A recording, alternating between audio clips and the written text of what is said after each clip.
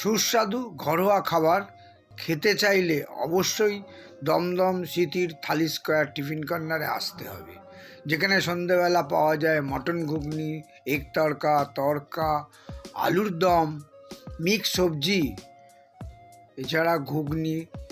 আর এই সব খাবারের সঙ্গে রুটি পাওয়া যায়, নরম তুলতুলে রুটি আলুর দমের সঙ্গেও মাত্র 3 টাকায়। আলুর দম থালি স্কোয়ার টিফিন কর্নার, স্মৃতি বৈশাখী মোড়ের কাছে। গরম গরম ফুলকো ফুলকো তুলতুলে সাদা রুটি খেতে হলে মাত্র 3 টাকায় থালি স্কোয়ারে অবশ্যই আসতে হবে।